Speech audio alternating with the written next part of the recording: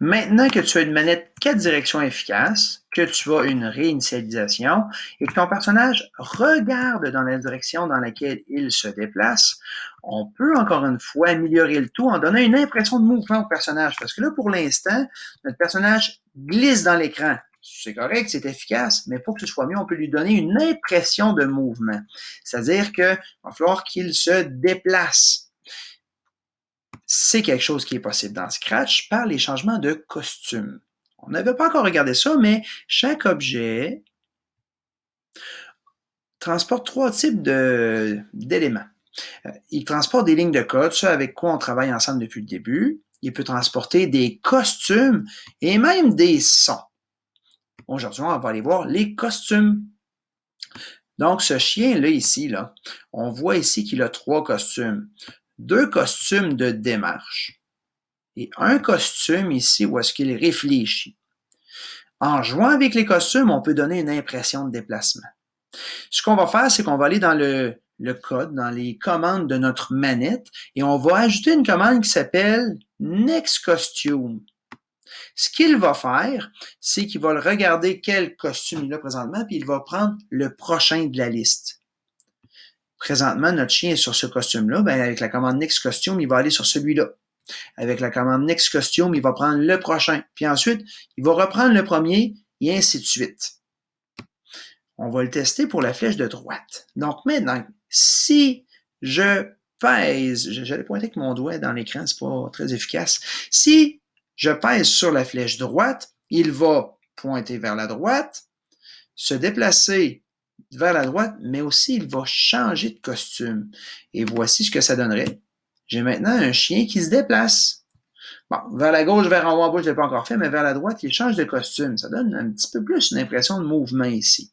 On a un costume qui cloche. Ici, celui-là, il se met à penser, ça brise un peu notre démarche. C'est rare qu'on marche puis qu'à tous les pas, on pense. C'est pas très réaliste. Donc, ce qu'on peut faire, c'est aller dans les costumes et éliminer le costume problématique.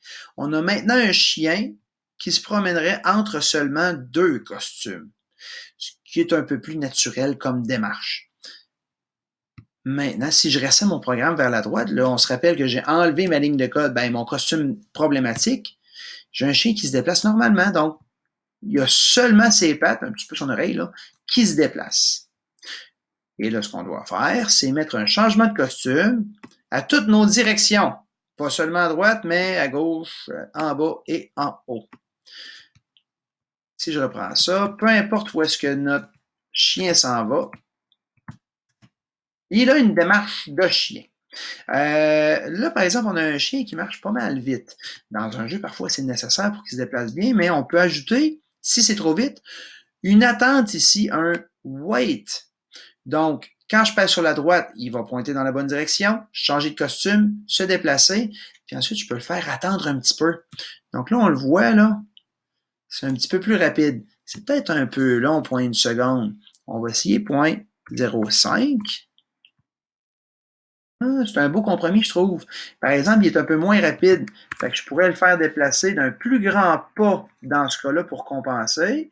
Fait que si je l'envoie vers la droite, j'ai environ la même vitesse de déplacement, mais j'ai plus le temps de le voir brasser ses pattes.